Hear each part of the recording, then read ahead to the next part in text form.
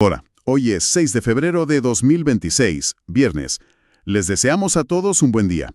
Para ustedes, hoy compartiremos las informaciones clave publicadas en The Wall Street Journal. Vamos a empezar con una paradoja que, la verdad, ha sacudido los mercados. Amazon anuncia una inversión colosal, casi de ciencia ficción, en inteligencia artificial, y la reacción de Wall Street es castigarla, con una caída de casi el 10%. A primera vista, no tiene mucho sentido.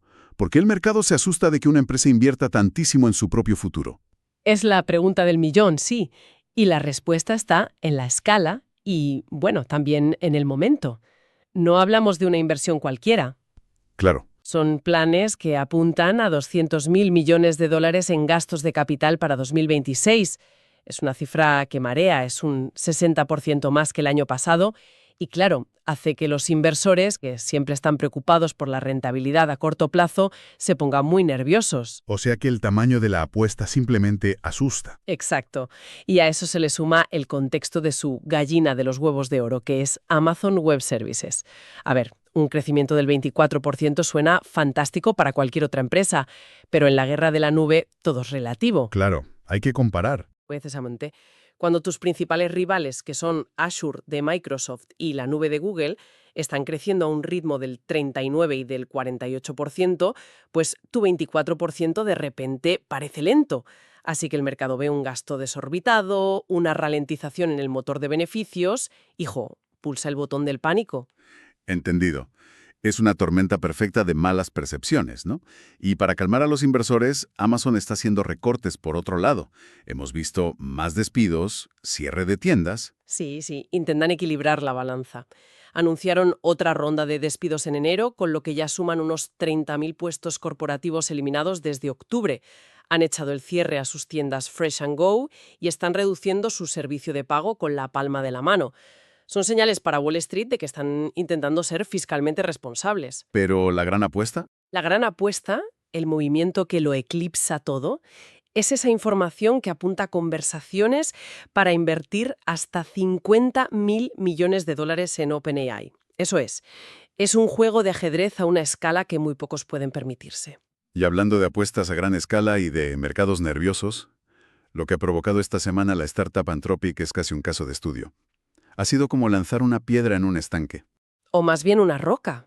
El lanzamiento de sus nuevas herramientas de inteligencia artificial ha provocado ventas masivas en gigantes del software como Salesforce, Workday, Intuit. La amenaza es muy real. ¿Por qué? Porque los nuevos modelos de Anthropic, sobre todo sus agentes, pueden actuar de forma autónoma. Pueden realizar tareas muy complejas que hasta ahora eran el núcleo del negocio de estas empresas. Hablamos de replicar desde servicios legales hasta gestión de productos o programación avanzada. ¿Y qué tiene Anthropic de especial para causar este pánico? Pues yo diría que dos cosas. Primero, su enfoque en la seguridad y en el cliente empresarial, desde el principio, lo que le da una credibilidad enorme. Fue cofundada por un ex investigador de OpenAI, Dario Amodei. Y segundo, su dominio del mercado. Dominio. Sí. Según datos de la startup Ramp, Anthropic acaparó casi el 80% del gasto en APIs de inteligencia artificial en enero. Esperan ser rentables en 2028, 2 años antes que OpenAI. Se están moviendo muy rápido, con una estrategia muy clara, y el mercado se ha dado cuenta de que el tablero de juego ha cambiado por completo. De la volatilidad de las tecnológicas a la del criptoespacio, el salto parece natural. El jueves fue un día para olvidar en el mercado de las criptomonedas. Un día nefasto, sí. El Bitcoin se desplomó un 13%, su peor caída en un solo día desde junio de 2022. Llegó a tocar los 63.596 dólares. Y este golpe, lógicamente, ha impactado de lleno en el mayor apóstol del Bitcoin, la empresa Strategy, de Michael Saylor. Que reportó unas pérdidas trimestrales gigantescas, de 12.400 millones de dólares. Sin embargo, Saylor parece imperturbable. ¿Es pura confianza o hay algo más? Ahí está lo fascinante del caso. Es ingeniería financiera pura. La pérdida es, en su mayor parte, no realizada. Es un apunte contable sobre el valor de sus 713.502 bitcoins. Vale. El problema real es que su precio medio de compra es de $76.052, o sea, muy por encima del precio actual, pero su estructura está diseñada para la supervivencia. Tienen 8.200 millones en deuda convertible no garantizada, que es un tipo de deuda, que no exige pagos inmediatos y cuyos vencimientos son lejanos, entre 2028 y 2032. Y además tienen más de 2.000 millones en efectivo. Entonces tienen un colchón enorme para aguantar la volatilidad. Un colchón y un calendario a su favor. Su consejero delegado lo dijo claramente. Solo tendrían problemas serios si el Bitcoin cayera a $8.000 y se quedara ahí durante 5 años. Es una apuesta a muy largo plazo. Ya veo. Y la confianza de Saylor es tal que llegó a calificar al presidente de Estados Unidos como un presidente Bitcoin, buscando, supongo, un respaldo político a su visión. Estas tensiones no solo se ven en los mercados, se están manifestando a una escala mucho mayor, a nivel geopolítico. La relación entre Estados Unidos y China se describe ya abiertamente como un divorcio desordenado. Es la definición perfecta. Ya no es solo una guerra comercial. Ambos países ven su competencia económica como un asunto de seguridad nacional y China, ha aceptado la realidad de esta separación. Pekín está movilizando cerca de $1 billón para alcanzar la autosuficiencia en áreas críticas. ¿Cuáles? Agricultura, energía y sobre todo semiconductores. No quieren depender de nadie. Y la respuesta de Washington es el famoso reshoring. Exactamente. Una política que, para explicarlo de forma sencilla, consiste en usar aranceles e incentivos para que las empresas traigan de vuelta la producción al país. Y está teniendo un efecto tangible, La cuota de China en las importaciones de Estados Unidos ha caído al 7,5%, borrando 20 años de crecimiento. El comercio bilateral está en niveles de 2010. Es un cambio radical. Desde luego. Y para romper la dependencia de China en minerales estratégicos, Washington ya está colaborando con Japón, México y la Unión Europea para crear cadenas de suministro alternativas. ¿Y tenemos algún ejemplo concreto de cómo esta política está afectando a una industria en particular? El mejor ejemplo, y es muy actual, lo tenemos en la industria del automóvil. Una nueva regulación estadounidense obliga a los fabricantes a eliminar cualquier software de origen chino de los sistemas de vehículos conectados a la nube. Y el plazo es ya, antes del 17 de marzo. Eso es poquísimo tiempo. Poquísimo. La norma es tajante. Se prohíbe el código escrito en China o por empresas chinas en cualquier sistema que pueda ser vulnerable, como cámaras, micrófonos o GPS. Eso debe haber desatado una carrera contrarreloj en todo el sector. Una auténtica locura. Las empresas están auditando a toda prisa sus cadenas de suministro, buscando hasta la última línea de código.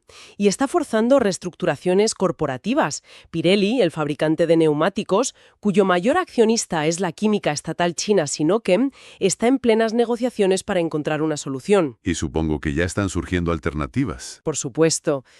Una startup de EV, Eagle Wireless, ha comprado el código fuente de Quectel, que es el mayor proveedor mundial de módulos celulares, para ofrecer una versión limpia. Eso sí, será un 10% más cara. Es el precio de la seguridad nacional. Este tablero geopolítico tiene réplicas en todo el mundo. En Cuba, por ejemplo, el gobierno ha hecho una apertura hacia el diálogo con Estados Unidos. Es un movimiento que nace de la desesperación. El presidente Díaz-Canel dice que está dispuesto a hablar, pero como iguales. La realidad es que la isla sufre la peor crisis de combustible desde la caída de la Unión Soviética. Entiendo. La captura del líder venezolano Nicolás Maduro cortó su principal suministro de petróleo y las amenazas de sanciones de EU a otros proveedores han terminado de ahogarles. Están en una situación límite. Y en Irán, la situación interna también es extremadamente tensa. Sí, tras la brutal represión de las protestas del mes pasado, está surgiendo una nueva ola de desafío. Son actos pequeños, pero muy significativos. Lemas contra el régimen en funerales, estudiantes que se niegan a cantar el himno, personal médico denunciando la detención de colegas. Incluso figuras de la disidencia como el ex primer ministro Mir Hossein Mousavi ya piden abiertamente el fin del régimen. Las cifras de la represión son escalofriantes. Y muy dispares, lo que indica el nivel de opacidad. Un grupo de derechos humanos basado en Estados Unidos habla de 7.000 muertos y 50.000 detenidos. Las autoridades iraníes reconocen unas 3.000 muertes. Lo que sí parece confirmado es que las fuerzas de seguridad han llegado a hacer redadas en hospitales para detener a manifestantes heridos y a los médicos que los trataban. Tremendo. Y mientras todo esto ocurre, Estados Unidos aumenta su presencia militar en la costa iraní y tiene programada una reunión diplomática con Irán en Omán para este mismo viernes. La tensión es máxima. Y esa presión no solo se manifiesta en el exterior, también se siente con fuerza dentro de las instituciones de Estados Unidos. Hablemos de los cambios en la política de inmigración. La administración del presidente de Estados Unidos está endureciendo las normas. Se ha publicado una nueva regla que busca, en la práctica, eliminar la mayoría de las oportunidades de apelación para inmigrantes con órdenes de deportación. El plazo para apelar se reduce de 30 a solo 10 días. De 30 a 10. ¿Sí? Y si en 15 días una mayoría de jueces no interviene, la apelación se desestima automáticamente. La justificación oficial es reducir un atasco de más de 200.000 casos. Pero, ¿esto debe estar generando una presión brutal sobre el sistema judicial? De tener 55 abogados a menos de 20, mientras gestiona más de 500 recursos de habeas corpus en solo 8 semanas. El sistema está al borde del colapso. Hay una anécdota que ilustra perfectamente este nivel de frustración, ¿verdad? Sí, y es muy reveladora. Una abogada del Departamento de Seguridad Nacional, Julie Leyocono, llegó a decir en pleno tribunal: «Este trabajo apesta». Cuando un funcionario público dice eso en un registro oficial, bueno, sabes que el problema ya no es solo una estadística, es una crisis de moral en todo el sistema. Pasando a otro frente de presión interna, el sanitario. Se está impulsando un nuevo plan de precios para los medicamentos. Efectivamente, Mehmet Oz, el administrador de los centros de servicios de Medicare y Medicaid, está defendiendo en el Congreso la propuesta del presidente. La idea central es vincular los precios de los fármacos en Estados Unidos a los precios más bajos que se pagan en otros países desarrollados. Ya. Y como parte de este esfuerzo se ha lanzado el sitio web trumprx.gov, que es una plataforma que ya ofrece descuentos en unos 40 medicamentos, incluyendo tratamientos para la obesidad y la infertilidad, y que está dirigida a los 27 millones de estadounidenses sin seguro médico. De la presión en Washington a la presión en los despachos de abogados de élite de Nueva York. Lo que ha pasado en Paul Weiss, uno de los bufetes más prestigiosos del mundo, es un auténtico terremoto. Un terremoto, sí. Después de 18 años, Brad Karp ha sido destituido como presidente. La decisión la tomó un grupo de socios clave de la firma y el detonante fue la publicación de nuevos correos electrónicos. ¿Qué revelaban? Pues mostraban que su relación con Jeffrey Epstein fue mucho más extensa de lo que se sabía y que continuó incluso meses antes de su muerte. El sucesor será Scott Barshey, uno de los pesos pesados del bufete. Pero estos correos no solo han afectado a Karp, han salpicado a un elenco de figuras muy conocidas. Y esto es lo que eleva la historia a otra categoría. No se trata solo de un abogado, sino de la red de poder que rodeaba a Epstein. Los correos muestran cómo figuras de élite le aconsejaban y consolaban después de su condena de 2008 por delitos sexuales. El académico Noam Chomsky le recomendó ignorar la mala prensa, llegando a calificar la atención sobre el abuso como una histeria. Es increíble. ¿Y quién más aparece? Pues la lista es inquietante. El empresario Richard Branson le sugirió la estrategia de relaciones públicas y bromeó sobre su harén. El expríncipe Andrés de Inglaterra le escribió: «Parece que estamos juntos en esto». Y Steve Bannon, el exestratega de la Casa Blanca, le dio consejos sobre cómo gestionar lo que Bannon llamó una operación sofisticada en su contra. Estos mensajes, en fin, ofrecen una ventana a un mundo donde las reglas parecen ser muy diferentes. Para terminar, viajamos a Japón, donde la política también se mueve a gran velocidad. La primera ministra ha convocado elecciones anticipadas. Sí, Sanae Takaichi ha convocado elecciones para este mismo domingo. Es una figura fascinante, una política conservadora y nacionalista que en su juventud fue batería de una banda de heavy metal. ¿Curioso? Desde luego, está apostando fuerte, utilizando su alta popularidad para intentar conseguir una mayoría parlamentaria más sólida. ¿Y para qué quiere esa mayoría más amplia? ¿Cuál es su agenda? Su agenda es clara y ambiciosa.